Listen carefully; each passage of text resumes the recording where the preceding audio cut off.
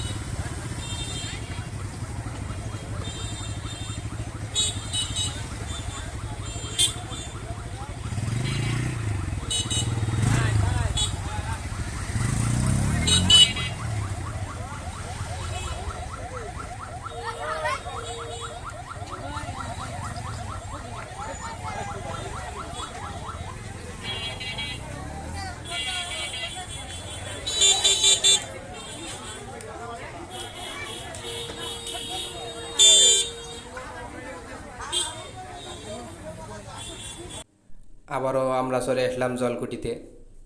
এখন ধীরে ধীরে আমরা জলকুটিতে প্রবেশ করব। দেখতে পারতেছেন গেটে লেখা রংধনু জলকুটি। আমরা গেটে প্রবেশ করে দেখেই গেটের মধ্যে দোকান, বিভিন্নজন বিভিন্ন কিছু নিচ্ছে। আমরা ভাবলাম যে আমরা এখন কিছু কিনবো না, যাওয়ার সময় আমরা কিছু কিনে নিয়ে যাব। আপনারা ভিডিওটি সম্পূর্ণ দেখবেন। আজকে ভিডিওটি অসাধারণ হতে চলেছে। অনেক কিছু ভিডিওর মধ্যে আজকে থাকছে। ভিডিওটি স্কিপ করবেন না, না স্কিপ করে সম্পূর্ণ ভিডিওটি দেখবেন। এখানে আজকে অনেক লাল নীল পরীরা এসেছে। আপনাদের অনেক পরিচিত একটি জায়গা। যারা বাড়াইপাড়াতে থাকেন তারা অবশ্যই জলকুটিতে গিয়েছেন। আপনাদের সুপরিচিত একটি জায়গা। আমরা যদিও দ্বিতীয়বার আসলাম। অনেকেই বলে যে সন্ধ্যা হলে তখন লাইটিংগুলো জ্বলবে, তখন অসাধারণ দেখা যায়। তবে আমরা একটু সন্ধ্যার আগ দিয়ে গেছি, তারপরও লাইটগুলো ওই সময় জ্বালিয়ে দিয়েছে।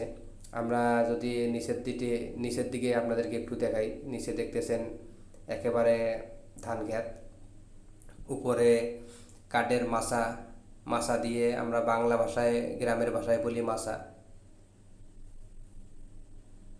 অনেক সুন্দর দেখতে। যখন এইসব জায়গায় যখন পানি আসবে, বন্যা হবে, তখন দেখতে অমায়িক লাগবে। আপনারা এগুলো জায়গাতে ঘুরলে আসলে মন অনেক ভালো হয়ে যাবে। আজকে অসংখ্য লোক প্রবেশ করেছে।